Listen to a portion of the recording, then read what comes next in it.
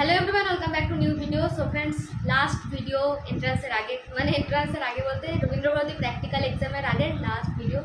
তো অনেক কোশ্চেন রয়েছে আর কিছু কিছু সিক্রেট ট্রিপস রয়েছে, আর ট্রিপসগুলোকে আবার তোমাদের রিমেম্বার দেওয়া হবে, তো সেই কারণে আবার এই ভিডিওটা নিয়ে আসছি। তো চলো ফার্স্টে কোশ্চেনগুলোর অ্যান্সার দিয়ে দেখবে, আজকে বেশি বকবক করবো না, আর ভিডিওটা ফার্স্ট টু লাস্ট দেখবে, তার কারণ এইটাই লাস্ট ভিডিও ইনফরমেশন দেওয়ার, কারণ এরপরে আর আমিও ভিডিও তৈরি করার টাইম পাবো না, তোমরাও দেখার টাইম পাবে না। তো মন দিয়ে ভিডিওর প্রতিটা কোশ্চেনের অ্যান্সারগুলো শুনবে, প্লাস যে টিপসগুলো দেবো সেগুলো মাথায় রাখবে। তো ফার্স্ট কোশ্চেন, আমি কোন কলেজের? অবশ্যই আমি রবীন্দ্রভারতী ইউনিভার্সিটির, অনেকবার বলেছি এটা আগে। পেপার সাইজ হচ্ছে কোয়ার্টার সাইজ, মানে ধরো পুরো A4ও না পুরো A3ও না, A4-এর থেকে একটু বড়।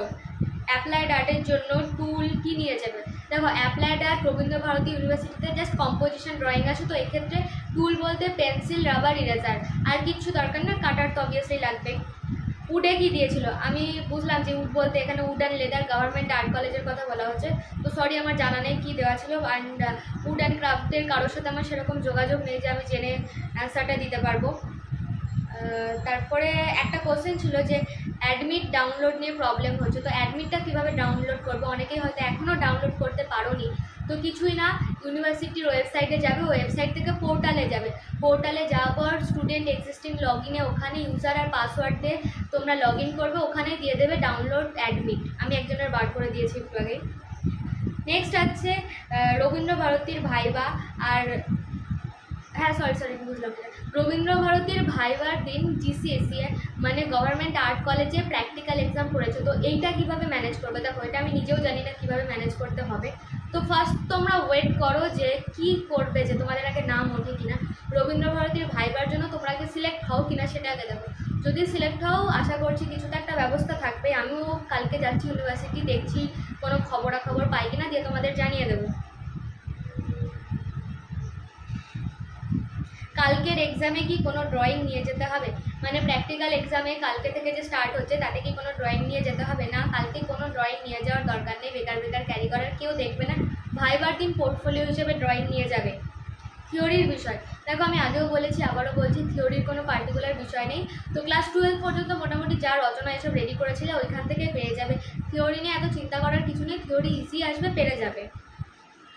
থিওরি কটা শব্দের? দেখো 20 নম্বরের থিওরি আছে, আই থিঙ্ক 2.5 পেজ মতো তো লেখা উচিত মিনিমাম, 2 পেজ হলেও ঠিক আছে, বা যাদের বড় হাতের লেখা তাদের 2.5 পেজ অনুযায়ী লেখাতে উচিত, মানে 20 নম্বর মানে মিনিমাম 400 শব্দে তো লেখা উচিতই।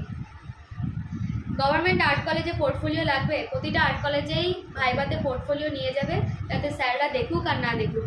তোমাদের আমার যে ভাইভা এক্সাম ছিল সেটা দুর্দান্ত ছিল, আমাকে কিছুই জিজ্ঞাসা করা হয়নি, এমনকি কী জিজ্ঞাসা করা হয়েছিল সব বলবো, তার জন্য অপেক্ষা করে থাকো। ভাইভার জন্য এখন টাইম আছে, ভিডিও দেবো, বাট এইটা আগে বেশি ইম্পর্টেন্ট। অ্যাপ্লাইড আর্টে লোগো করতে দেয়? রবীন্দ্রভারতী ইউনিভার্সিটিতে অ্যাপ্লাইড আর্টে কোনোরকম কোনো লোগো করতে দেওয়া হয় না, শুধুমাত্র কম্পোজিশন করতে দেওয়া হয়। কিন্তু গভর্নমেন্ট আর্ট কলেজের লোগো করতে মানে দিতেও পারে নাও দিতে পারে, কোনো গ্যারান্টি নেই। নেক্সট কোশ্চেন, পোর্টফোলিও কি ম্যান্ডেটরি? আমি বলবো পোর্টফোলিওটাকে ম্যান্ডেটরি হিসেবে নেওয়াটাই ভালো। সাপোজ তুমি কাজ নিয়ে গেলে না, তোমার কাছে কাজ দেখতে চাইলো, ব্ল্যাঙ্ক, কাজ নিয়ে গেলে দেখলো না সেটা অন্য ব্যাপার, বাট না নিয়ে যাওয়াটা আমার মতে বোকামি হবে। BT রোড ক্যাম্পাসটা অ্যাডমিটে লেখা আছে। হ্যাঁ, তোমাদেরকে আমি একটা লোকেশনের ভিডিও দিয়েছি, অনেকে কী করে ভুল করে গিরিশ পার্ক চলে যায়, তো গিরিশ পার্কে কিন্তু এখন রবীন্দ্রনাথের বাড়ি মানে মিউজিয়াম রয়েছে, ওখানে কিন্তু ভিজুয়াল আর্টের পড়াশোনা হয় না। তো আমাদের ক্যাম্পাস হচ্ছে BT রোডে, তোমরা দমদম নামবে, নেমে তোমরা নিজ দিয়ে মেট্রোর সামনে দিয়ে নেমে এসে কারোর কাছে জিজ্ঞাসা করবে রায়পাড়া কোথা দিয়ে যাওয়া যায়। তো রায়পাড়ার সামনে যে অটোগুলো দাঁড়িয়ে থাকে, সরি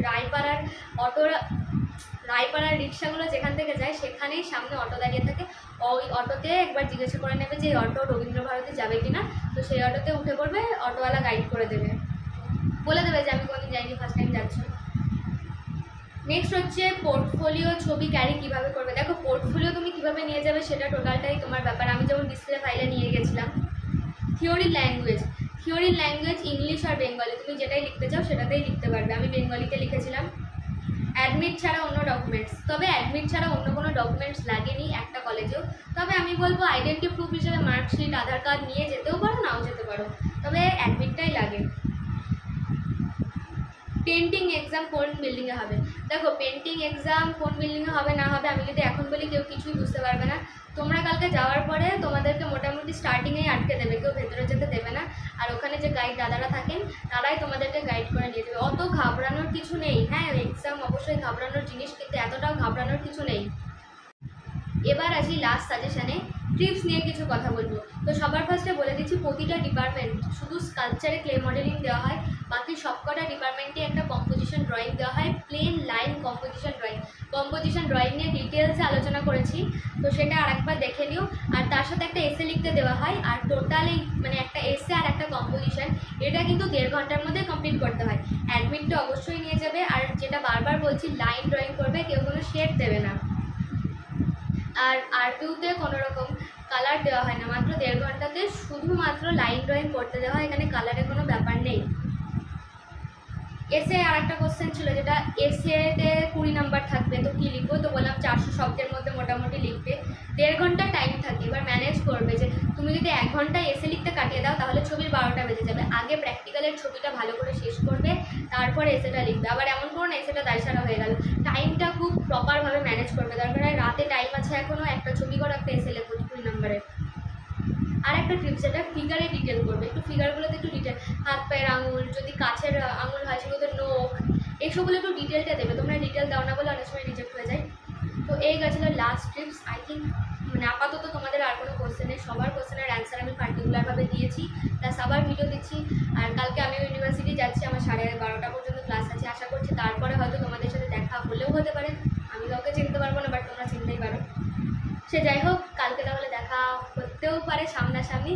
আর আবার দেখা হবে নেক্সট ভিডিওতে। আর ইনফরমেশন ভালো লাগলে অবশ্যই একটা লাইক করে দিও। Thank you so much for watching, please subscribe. Last তোমাদেরকে কিছু কম্পোজিশনের আইডিয়া আমি দিয়ে দিচ্ছি লাস্টের, মানে ছবিগুলো দেখে একটু আই থিঙ্ক আইডিয়া হতে পারে, তো এটা একটু দেখে নাও।